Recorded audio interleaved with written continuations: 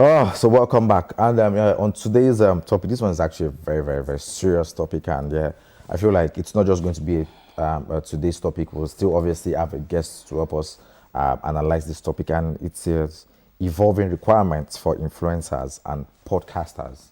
Because over the years, we've seen people who just come online, say things they don't have enough knowledge on, and not just even enough knowledge. These are people that they don't even have a degree in any field of study, not even anything that is even relating to school. And you see them coming online, people who have actually gone to school, bagged so many degrees, following these people that don't even have just one degrees. And you see people going as far as saying these people, can you please follow me back?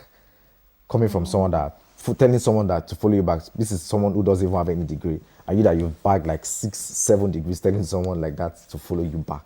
And the reason why I brought up this was because recently in China, I think a week back, they brought up a new law telling their influencers that if you don't have a license or if you don't have a degree, you can't come online and talk about sensitive issues, because we've seen what happens whenever a news is being spread. And just like I said, the internet is a global village. One news and it spreads all over the world, misinformations here and there. And now China has come up with that law telling their influencers, no degree, no influencing. So firstly, let me just ask, what do you think are the requirements?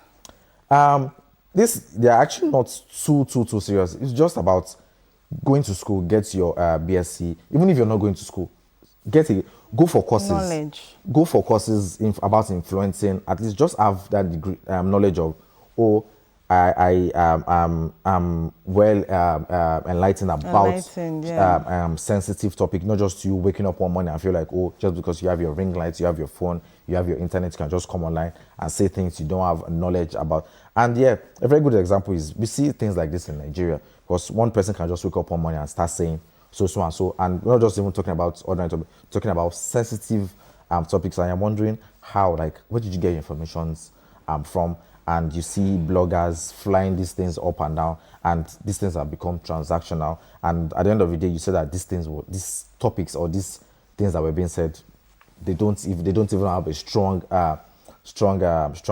foundation.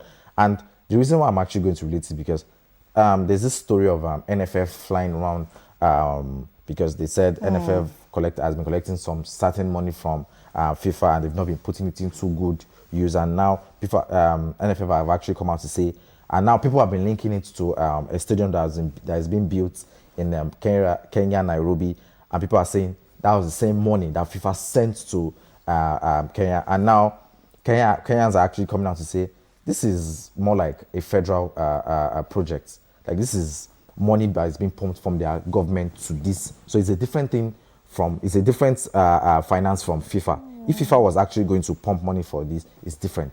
But this is they are going. I think it's a preparation for a competition that is coming up. So yes. So the government needs to do the needful to make things in the right place. And now people are actually saying that's actually the same money that was being pumped into these. Now we've had people calling for the head of NFF, saying NFF should do this, NFF should do that. So I feel like if you don't have enough knowledge about topics, you shouldn't come online and say things like this. And yeah, I would obviously 100% agree with the new law that China has actually put in place for them to say, if you're not well grounded in so and so topics, you don't have to come online and say things like that. Let me now direct to you. Do you think we should also abolish or introduce this law in Nigeria? Well, yes, yes. Because of the kind of, why am I always sounding attacking when it comes to Nigeria? Yes, I feel we should imbibe that law. We should implement that law. I think it is going to shape the industry, especially when it comes to media, because when it comes to influencers and podcasters, they misinform people. Like we said, information, knowing your audience. If you know the kind of audience you have, know the kind of listeners you have, you will not just throw out any kind of information. And when it comes to digital also, I think digitalization in terms of this industry thing, I think we're actually evolving. But despite the fact we're evolving, we need this law. It is going to shape us. It's going to like curb us and restrict us from saying or doing anyhow. I don't know if you understand. It's going to restrict us from misinforming people. It's going to restrict us from just displaying anyhow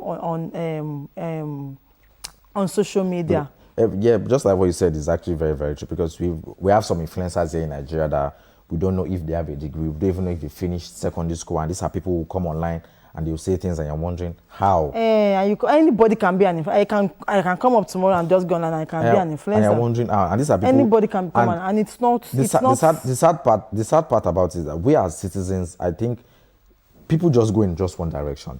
Someone just wakes up one morning just because he's funny or he says things and things that you don't even have history to back them up. And you see these people backing up 1 million followers, 2 million followers, and you're wondering how. And you with the intellectual, you with the knowledge that you know that what this person is actually doing is wrong, you still go on to just follow and spread these things. Just like I said, you even go as far as begging them to follow you back. After you spending years in school, after whenever some of them even finish school, go for extra courses, go for this, go for that, just to stand well and sit well, and now at the end of the day, those things are a waste, and you're there following people who did not even pass through the gate of any school. So it's actually very sad, and I feel like for China to have actually made this law, they've seen a lot. They've analyzed it, and they've really analyzed. They've told themselves that a lot of one things. person cannot just wake up one morning and start saying things online, something you don't even have knowledge about. See, another thing again that I noticed in this thing, you have to be professional in your branding. Very, very, very professional. You need to be professional in your branding.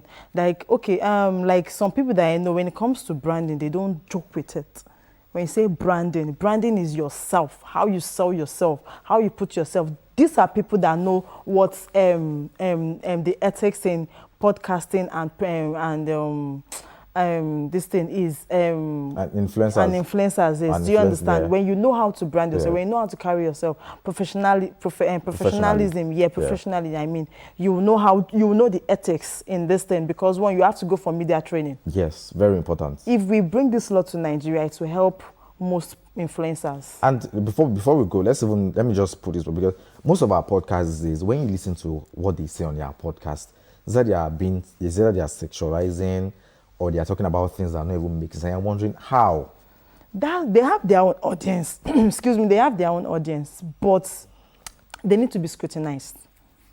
They need to be scrutinized. Very important. And I feel like this law needs to be looked into when it comes to influencing the Nigeria, because anybody can just wake up one morning and just claim to be an influencer. And that's a very important. And as time goes on, we might obviously bring someone who is in the game and who is specialized in influencing. So lastly, what I just want to say is, if you want to be a podcaster or influencer, you have to be a storyteller. Yeah. You have to strategize. You have to know your audience. You have to know people you are informing. Try not to misinform people, and also go for media training, so you know the do's and don'ts. You know the ethics of this media thing, because so many influencers come online and just say jack shit. You just nonsense. Exactly, and you call yourself an influencer. Why will an influencer be begging for followers? An influencer come online and be misinforming. We know younger, exactly. So let's try to go for media trainings. Let's know the ethics and all as an influencer and a podcaster. That's what we draw. That's what we draw the line today. Did you enjoy yourself today? Well, I did, because I will not forget the fact that you take Eba in the morning, not just hot Eba, but you take cold Eba. And the fact that... I will still take my Eba in the morning, I will still keep taking I enjoyed the show. I enjoyed the show. That's the size of our package this morning on Breakfast in Bed. And hopefully, Bababumi, Baby, will join us next weekend. So I'll see you next weekend. I'm Kendi Adedayo. I'm Elizabeth Shulamio Koke. See you guys next week. Bye. That the morning fantastic. See you with flam, put it on your tongue, then